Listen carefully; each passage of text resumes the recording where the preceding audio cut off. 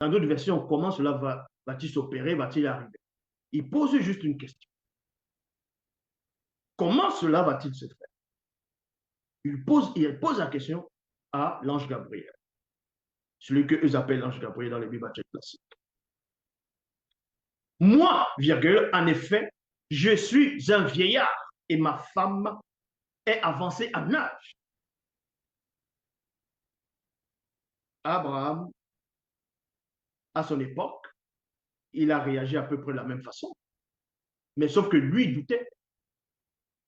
Abraham, lui, il a douté, vu qu'il a dit laisse vivre Ismaël. Donc, en gros, l'Éternel, l'ange de l'Éternel va lui dire, Yahvé va dire à Abraham, à l'époque d'Abraham, euh, tu auras un fils, ta femme Sarai va t'avoir, tu auras une fils de postérité qui sortiront de tes entrailles.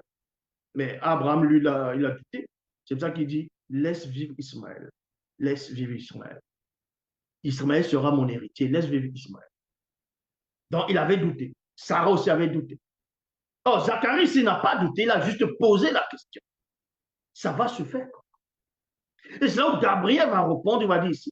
L'ange lui répondit, je suis Gabriel, celui qui se tient devant Dieu. Voilà, devant Dieu, le Dieu, à un moment donné, qui a en horreur de l'encens. Et après, à un moment donné, il va approuver de l'encens. Il fait que ça. Il change d'avis au fur et à mesure. Près de lui. Et j'ai été envoyé pour te parler et t'annoncer cette bonne nouvelle. Mais tu n'as pas cru à mes paroles. Il y a virgule ici. Gabriel, l'ange Gabriel dit à Zacharie que Zacharie n'a pas cru à ces paroles. Ce n'est pas écrit ici. Aucune version des Bibles classiques dans ce passage. On ne voit nullement où c'est écrit que Zacharie a douté de la parole de Gabriel. Donc, ça veut dire que poser une question, c'est douter. Et maintenant, d'autres diront, oui, mais l'ange est mieux placé pour savoir si, dans ses propos, il avait douté. C'est faux. C'est complètement faux. C'est pas, parce que ce n'est pas la vraie histoire ici. Ce n'est pas comme ça que ça s'est passé. Donc, mais tu n'as pas cru à mes paroles, qui s'accompliront pourtant au moment voulu. C'est pourquoi tu deviendras muet. Donc, il ne doit plus parler. Tu seras incapable de parler jusqu'au jour où ces événements arriveront. Pendant ce temps, le peuple attendait Zacharie et s'étonnait qu'il restait si longtemps à l'intérieur du sanctuaire.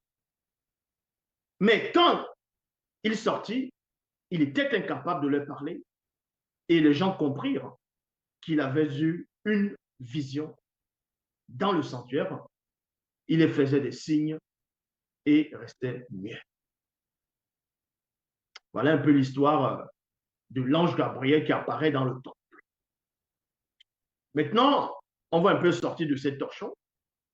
On va aller dans Bible, la seule version authentique, pas d'erreur, pas de contradiction, pas de mensonge, qui est toujours qui est disponible dans les éditions Zoula 100.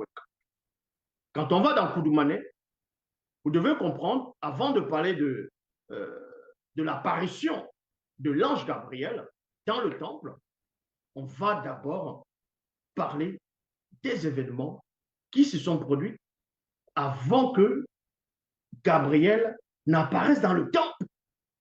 Donc, dans Koudoumane, chapitre 8, verset 29, il est dit ici, à cette même époque, Kakane, c'est ce que vont appeler, celle qu'ils appelleront Élisabeth, s'unit selon la coutume des ancêtres, avec un homme pieux, un paga, entre parenthèses prêtre, du nom de Djongele.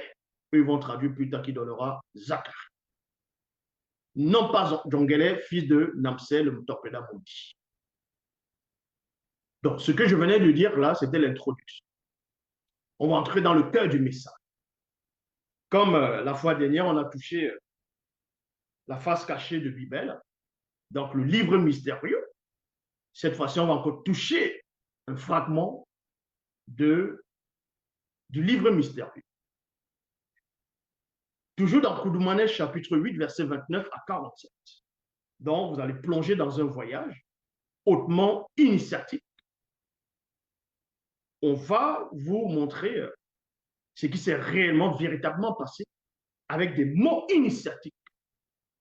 Et dans Koudoumane, chapitre 8, verset 29, là, dans le verset 29, c'est Kakane, donc c'est qu'on va appeler Elisabeth, qui est en train de relater l'histoire. Dans le verset 29. C'est elle-même témoin oculaire qui est en train de parler, qui va expliquer ce qui va se passer avant la manifestation d'un être supérieur dans le plan visible. Koudoumane chapitre 8, verset 29, il est dit ici, à cette même période, donc c'est la phase 1. On va entrer dans la phase 1. La phase 1, c'est ce qui va se passer lors du mariage de Kakane. Parce que dans Koudoumane 28, verset 29, on vous apprend qu'à cette même période, Kakane s'est uni et s'est marié selon le rite, selon la coutume ancestrale des ancêtres, avec Zacharie, donc Djongele. Mais quand ça s'est passé, qu'est-ce que c'est quoi le rite? C'est quoi la coutume des initiés? Qu'est-ce qui se passe lors de l'union entre deux personnes, c'est-à-dire homme-femme, approuvées par le Verbe? Qu'est-ce qui se cache derrière? Seule la personne qui était là ce jour, qui a les yeux ouverts, qui peut percer la vision, qui capte la fréquence, peut vous révéler ces choses.